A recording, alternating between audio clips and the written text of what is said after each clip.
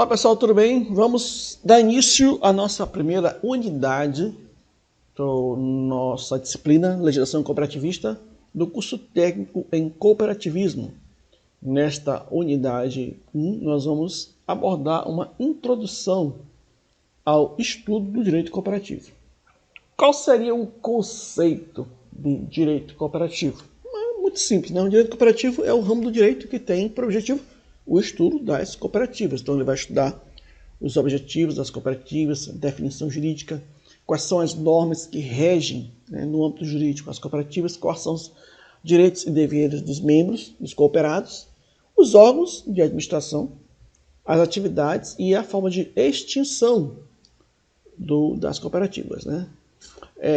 De acordo com Valdir Bugarelli, que é um doutrinador, estudioso do direito empresarial, né, apesar da cooperativa não ser do âmbito empresarial, mas está dentro do direito civil, o direito cooperativo é o conjunto das normas jurídicas que regulamentam o ato cooperativo, né?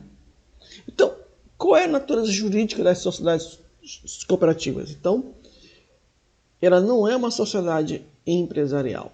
Ela tem um regime jurídico próprio, né?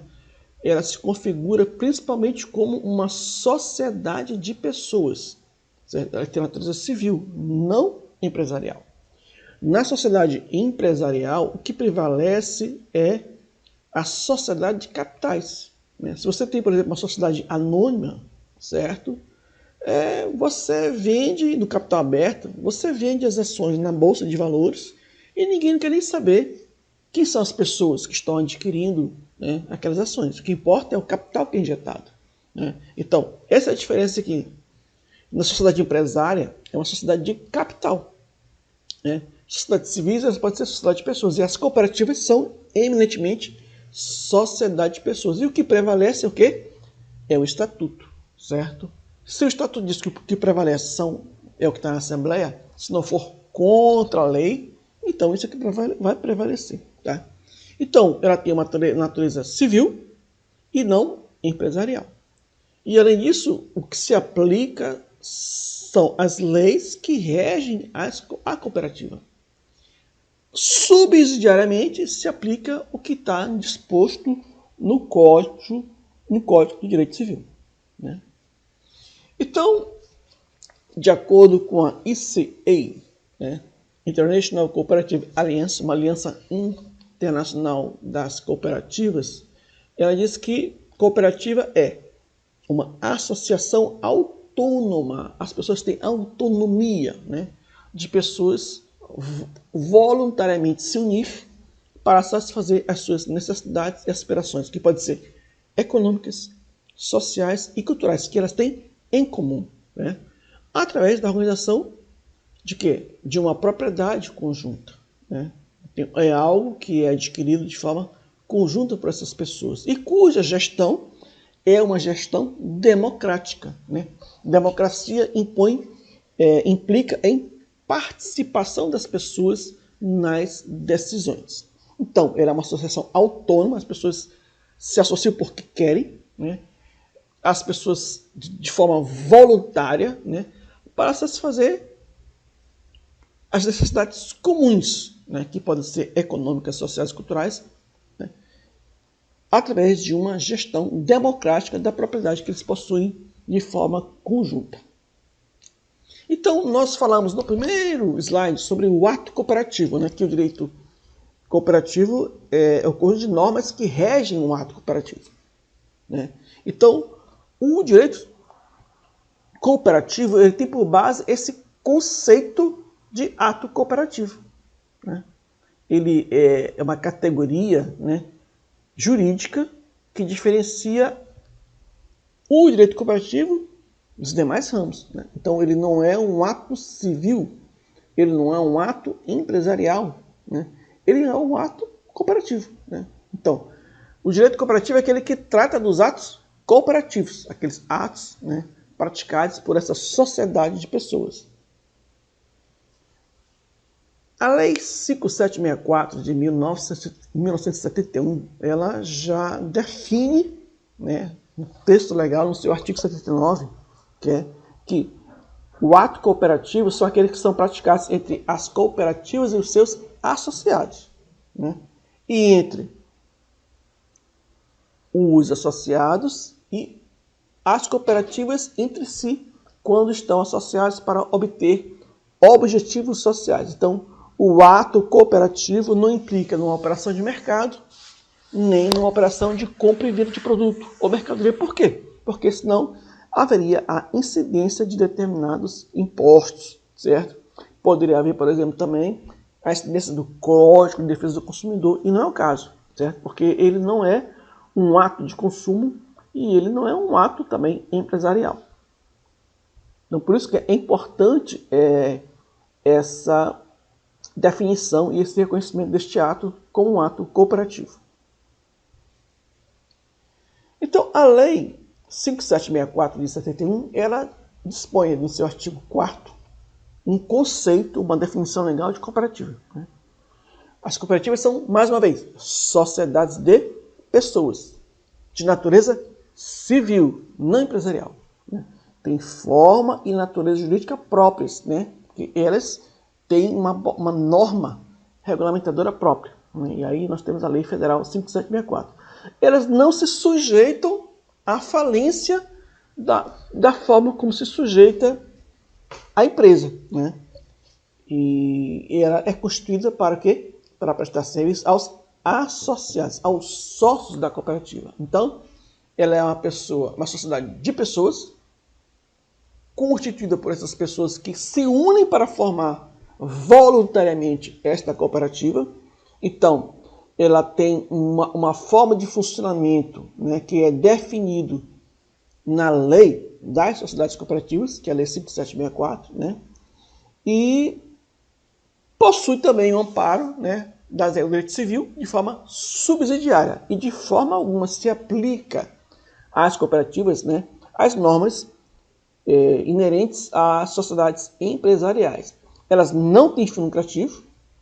O que elas visam, na verdade, é o quê? A prestação de serviço dos associados da cooperativa e não se sujeita à falência. O que ela pode, na verdade, em caso de dissolução, é uma liquidação extrajudicial, que se aplica também, por exemplo, às seguradoras, né, e aos bancos. Então, ela não sofre falência, mas é um processo de liquidação extrajudicial. De acordo com o Código Civil, ele de 2012, ele passou a tratar das cooperativas, né? Mas, na verdade, existe uma controvérsia sobre o que prevalece. Se seria a lei de 71 ou se o Código Civil, né? Alguns doutrinadores entendem que, havendo omissão na lei da cooperativa, deve-se aplicar o que está previsto no Código Civil, mas para a sociedade simples, certo? Não é uma sociedade empresária, é sociedade simples, né? Da mesma forma que uma sociedade de advogados é uma sociedade simples, não é uma sociedade empresarial, as cooperativas também serão sociedades simples. Está previsto no artigo 997 ao artigo 1038. Então, se houver uma lacuna na lei das cooperativas, vai se aplicar o quê? O dispositivo no Código Civil, nos artigos 999, 97 a 1038, né? A cooperativa, mais uma vez, é uma sociedade de pessoas. O objetivo é servir os associados, né? E não há o intuito de lucro, né? Porque se houver lucro, ela vai se transformar numa sociedade de capital e não numa sociedade de pessoas, com todas as consequências legais decorrentes disso, né? Então, nas cooperativas, o elemento principal, né, é a colaboração dos seus sócios, né, para a obtenção de fins comuns, né? Ela só tem razão de existir quando ela operar com os seus associados e os seus associados se utilizarem desses serviços cooperativos, porque o sócio, a pessoa do sócio, é que é o centro da cooperativa, né? O que está unindo todo mundo, né, é essa necessidade fundamental de todos cooperarem entre si para chegar a um objetivo comum. não é objetivo de lucro. Então, o associado, ou sócio da cooperativa, ele é dono e usuário ao mesmo tempo, né, do serviço da cooperativa, né? Então, ele assume obrigações como proprietário, certo? Com efetiva participação nos negócios da cooperativa, mas também ele é usuário dos serviços. Bom, quando surge esse ordenamento jurídico, né? Então a doutrina define, os estudiosos definem 3 fases. A primeira fase seria a fase da constituição do ordenamento jurídico, né, entre 1903 e 1938. Então existe um decreto, o primeiro decreto que fala sobre cooperativa é de 1903, o decreto 979, que é considerado a lei dos sindicatos agrícolas, onde ele fala sobre a função dos sindicatos na organização de cooperativas de produção e de consumo, né, de caixas rurais de crédito agrícola, certo? Então, é a primeira vez que é falado em cooperativa no ordenamento jurídico nacional.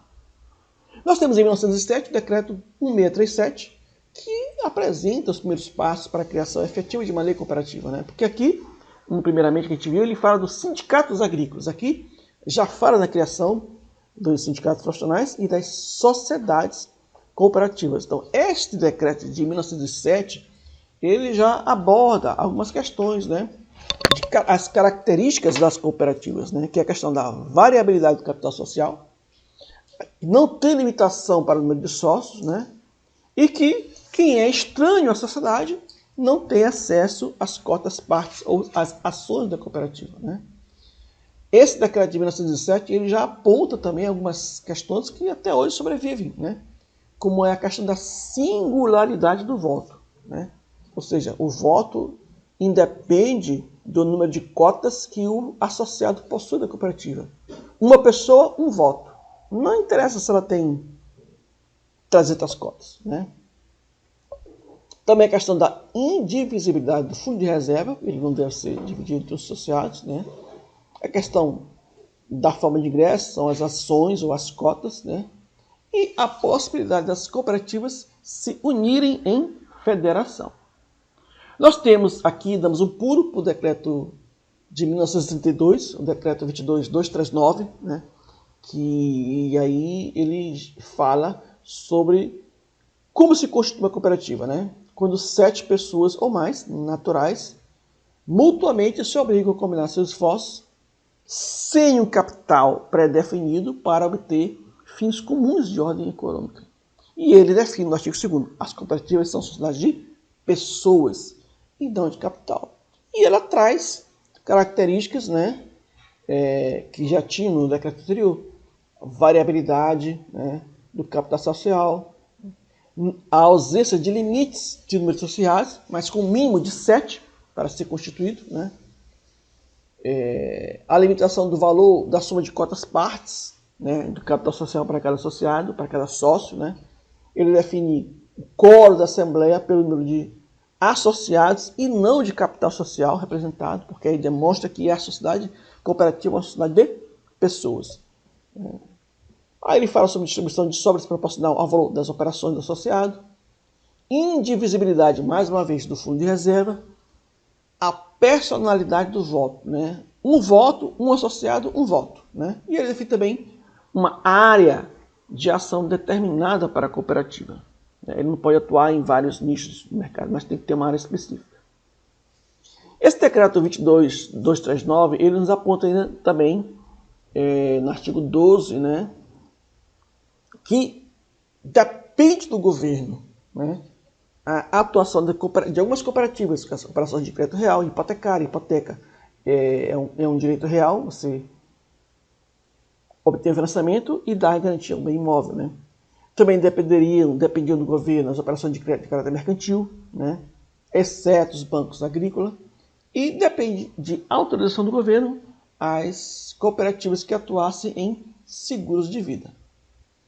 O decreto fala ainda sobre a questão da não sujeição das cooperativas à falência, né, e impostos, né, no caso de produção de trabalho ou de trabalho de produção agrícola e também as escolares, né, com objetivo educativo. Aí nós vamos para a Constituição de 1937, né, onde ela autoriza os estados a legislarem sobre a matéria cooperativa, né, em especial as cooperativas de agricultores. Então, não só o governo federal, mas também o governo estadual. E aí nós temos uma crise legislativa porque começa a aparecer diversas legislações, né, uma revogando a outra e trazendo a lei anterior de volta. Então nós tivemos uma crise legislativa nessa época, né? E aí nós temos, né, saímos desta fase de Constituição e nós vamos para a fase de intervenção, né, com o Getúlio Vargas, né, um Estado forte que fazia intervenção, é um Estado novo. Então, por esse decreto de 1938, ele revigorou o decreto de 1932. O anterior era de 37, certo? Mas 5 anos antes havia de 32. Então, em 1938 foi revigorado um decreto de 1932, só para vocês verem a confusão que tinha na questão da legislação. E aí foi definido também a fiscalização das cooperativas pelo governo, através do Ministério da Agricultura, do Ministério da Fazenda e do Ministério do Trabalho, Indústria e Comércio, de acordo com a natureza, né, a área de atuação das cooperativas. Cooperativa agrícola, né, rural de crédito, Ministério da Agricultura. A de créditos urbanos e federações, Ministério da Fazenda. E as cooperativas de trabalho, de construção de casa, de consumo e federação seria o Ministério do Trabalho, da Indústria e do Comércio. Nós temos nessa fase intervencionista, né, a obrigatoriedade do registro das cooperativas no Ministério da Agricultura, né? Então o Estado ele queria saber de tudo. Então as cooperativas tinham que fornecer informações e dados estatísticos para fiscalização das cooperativas. Também o Estado ele organizou um serviço de informações para que o público geral pudesse ter acesso a essas publicações das cooperativas, né? E também para uma Organização Internacional do Trabalho. Então o Estado ele exerceu com mão de ferro o poder de controle, fiscalização e intervenção nas cooperativas, né? Nessa época houve a criação... Na verdade, mais adiante nós temos a criação do INCRA, em 1971, mas já não é mais Getúlio Vargas, já é o governo militar, né, que teve o poder de controle, fiscalização e intervenção nas cooperativas, né. Também, em 71, nós temos a Lei Federal 5764, que é a Lei das Cooperativas e que vigora até hoje com as alterações ao longo do tempo, né. Então, nós vimos aqui a fase de nascimento das cooperativas, né, de regulamentação e a fase intervencionista. Nós temos aqui esta leitura complementar disponível de uma cooperativa para outra para vocês darem uma lida, ok? Isso, então esse conteúdo da nossa aula de hoje, vocês vão olhar na unidade 1 e na unidade 2, na verdade, também, nos capítulos 1 e 2 desta apostila, da página 15 à página 32. Dê uma lida lá e olhem as nossas atividades. Um grande abraço.